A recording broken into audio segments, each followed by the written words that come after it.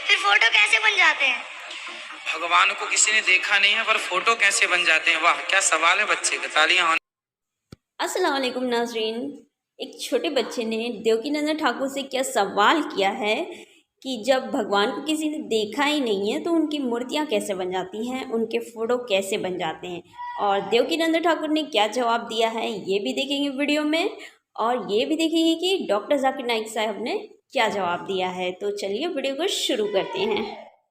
फिर फोटो कैसे बन जाते हैं? भगवान को किसी ने देखा नहीं है पर फोटो कैसे बन जाते हैं। वाह क्या सवाल है बच्चे का, तालियां होनी चाहिए। बेटा भगवान को किसी ने देखा नहीं है और भगवान कैसे हैं ऐसा लिखा है ना भागवत जी में कि भगवान के बाल घुंघराले से हैं, आंखें ऐसी हैं, नाक ऐसी हैं, गाल ऐसे हैं, मुंह ऐसा है, अधर ऐसे हैं, होंठ ऐसे हैं, छाती ऐसी है, भुजा। तो जो जैसे चोर पकड़ने के लिए पुलिस क्या करती है, स्केच बनवाती है ना, उसी तरह ठाकुर जी कैसे हैं सब लिखा हुआ है। उसके बाद सब सुन अवतार सिंह, आपने बहुत अहम सवाल किया और एक बेहतरीन सवाल किया, और इस सवाल के जरिए कुछ लोगों के दिमाग में जो गलत फहमी वो भी इंशाल्लाह दूर हो जाएंगी, और आपके साथ जो गलत फहमी वो भी इंशाल्लाह दूर हो जाएंगी। आपने बिल्कुल सही फरमाया कि हिंदू धर्म हिंदू ये समझते हैं कि जब पत्थर को पूछते हैं तो एनर्जी, आपने साइंस के बारे में कहा एनर्जी आपके इसमें एनर्जी, मेरे इसमें, मैं एनर्जी के बारे में बिल्कुल मुझे कोई इख्तिलाफ नहीं है, एनर्जी है।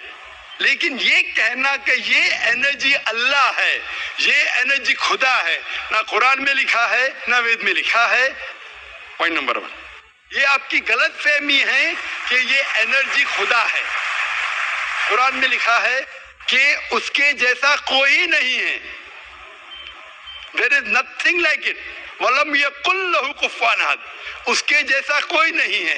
यही चीज बाइबल में लिखा है, There is nothing like unto it in the heavens above, in the earth beneath, in the water beneath the earth. भगवान के जैसा मुमकिन ही नहीं कोई भी चीज, आसमान में हो, धरती पे हो, जमीन पे हो, ना कंकर, ना पत्थर, ना मूर्ति। वो ही लिखा है वेद में, न तस्य प्रतिमा अस्ति, उस भगवान का कोई अक्स नहीं, कोई पेंटिंग नहीं, कोई फोटोग्राफ नहीं, कोई मूर्ति नहीं। तो ये लिखा है धार्मिक किताबों में, लेकिन धर्म के मानने वाले अपनी आसानी के लिए तब्दील कर रहे हैं। मिसाल के तौर पे आप सपोज बिजनेसमैन है, आप एक कंपनी के मालिक है, आप एक अपना पुराना उसूल, किस तरीके से कंपनी चलना चाहिए, उसूल से चलते आ रही है। आपके कोई नई मैनेजर आते उसूल को बदल देते हैं, आपके उसूल के खिलाफ काम करते, बोलते क्या ये और बेहतर होगा, इससे मुनाफा ज्यादा होगा। आपके उसूल है कुछ, आपके उसूल होंगे कि मैं ईमानदारी से काम करूं, आपके मैनेजर के उसूल होंगे ईमानदारी को छोड़ो, पैसे ज्यादा कमाने का। आपको जब पता चलेगा आपका मैनेजर आपके उसूल को तोड़ रहा है, बोलेगा मालिक ज्यादा पैसे मिलेंगे, रिश्वत दो, आप उससे सहमत है, आप बोलेंगे ज्यादा पैसे छोड़ो, मिलते क्या नहीं मिलते, रिश्वत देना हराम है। तो इस तरीके से अल्लाह ताला ने बुनियादी बातें कह चुकी है किस तरीके से उस ईश्वर की इबादत करना। अभी इंसान अपनी गलत फहमियों में अल्लाह ताला खुदा ईश्वर की बात छोड़ के खुद के तरीके से इबादत करने लगते हैं, और हम क्या कर रहे हैं, उस अजीम खुदा को गाली देते हैं। हम कहते हैं कि खुदा ने बेटा जना, अस्तगफुरुल्लाह।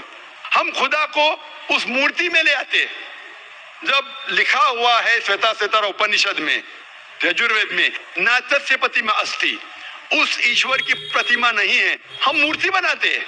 मिसाल के तौर पे अगर मैं किसी को मदद करता हूं और अगर वो शख्स मुझे जानता नहीं जाकिर कैसा दिखता है,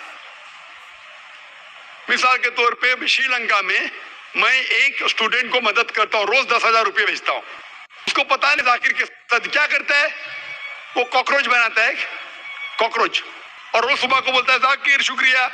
जब मुझे पता चलेगा उसने मुझे कॉकरोच बनाया, क्या मुझे खुशी होगी? भले वो मुझे कुछ खाली दिल में कहता जाकिर शुक्रिया काफी है, शुक्रिया नहीं कहता जाता था, लेकिन मुझे कॉकरोच बनाया, इंसान से कॉकरोच बनाया। मुझे फर्क पड़े ना पड़े, वो तो बेवकूफ बन रहे ना। कैसा बेवकूफ इंसान है। मुझे भले फर्क ना पड़ा, मैं दयालु, जान देना मुझे कॉकरोच में क्या फर्क पड़ा। मैं बोलूंगा क्या बेवकूफ इंसान है, क्या बेवकूफ इंसान है कि कॉकरोच के सामने झुक रहा है। तो इसी तरीके से खुदा ने हर मजहबी किताब में दिखाया हुआ है किस तरीके से उसकी इबादत करे, किस तरीके से उसकी बात माने। हम आते हैं और अपने तरीके से सोचने लगते हैं एनर्जी इज गॉड। कहाँ नहीं लिख रहा एनर्जी इज गॉड। आपने बिल्कुल आपके सवाल का जवाब खुद आपने दिया। आपने एक मिसाल दी कि हिंदू लोग कहते हैं नमस्ते। नमस्ते का लफ्ज किधर से आता है आपको शायद पता होगा।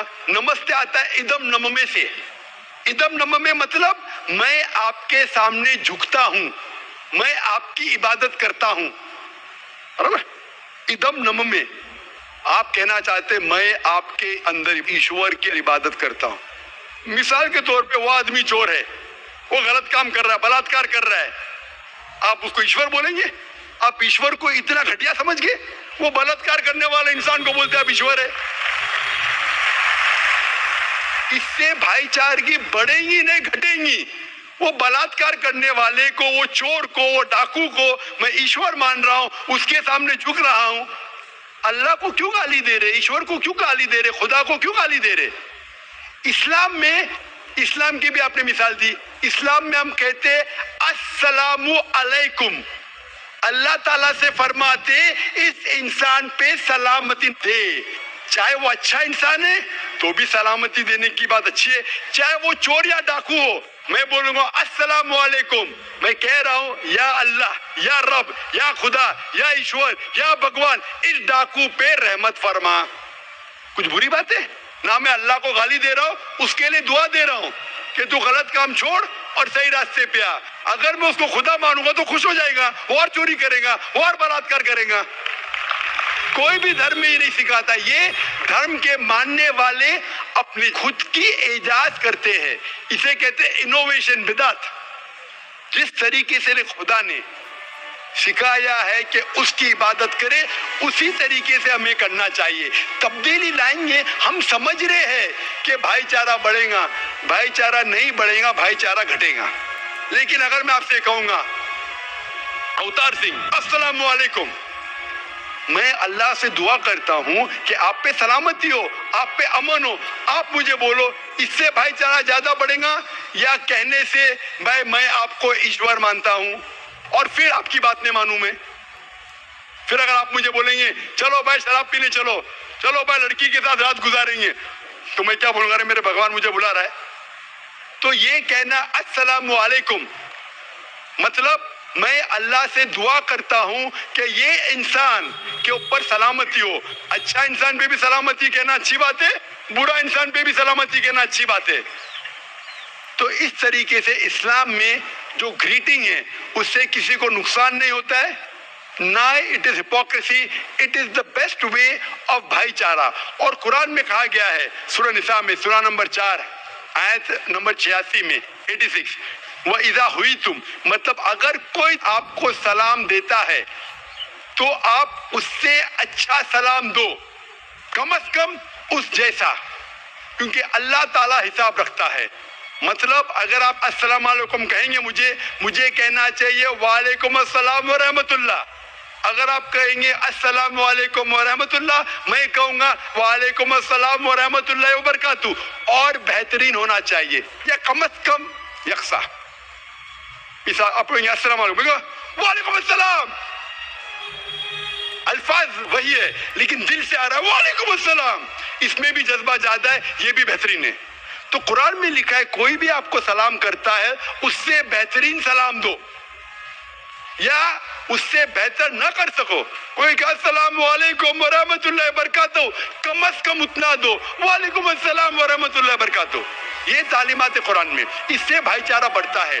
तो गलत तरीके से इबादत करना जो वेद के खिलाफ है, कुरान के खिलाफ है, बाइबल के खिलाफ है, ग्रंथ के खिलाफ है, वो करने से भाईचारा नहीं बढ़ेगा, बल्कि घटेगा। तो इसीलिए हम ये जाने ईश्वर जो हमारा बनाने वाला है, हमारा खालिक है, वो जानता है कि किस तरीके से उसकी इबादत करना चाहिए, वो बेहतरीन जानता है। मिसाल के तौर पे आपको डॉक्टर कोई दवाई देता है कि ये लाल गोली सुबह को लेना, हरी गोली दोपहर को लेना, आप बोलेंगे छोड़ो हरी लाल, मैं नीली गोली खाऊंगा। अरे वो डॉक्टर है, वो जानता है। तो इसी तरीके से हमारा खालिक, हमारा मालिक खुदा है, उसकी बात के ऊपर अमल करना। इसीलिए जो इंसान खुदा की बातों पे अमल करता है उसे कहते हैं इस्लाम, मतलब submit, he is called as a Muslim. तो जो कोई अल्लाह के मुताबिक चलता है उसे कहते हैं person who submits his will to God. Hope that answers the question. तो देखा आपने नाज़रीन, कितना प्यारा है हमारा मज़हब। अल्हम्दुलिल्लाह अल्हम्दुलिल्लाह अल्हम्दुलिल्लाह, जितना भी कहा जाए कम है। तो अगर आपको वीडियो पसंद आया तो don't forget to like share and subscribe. तब तक के लिए ख्याल रखिएगा। अल्लाह हाफिज़।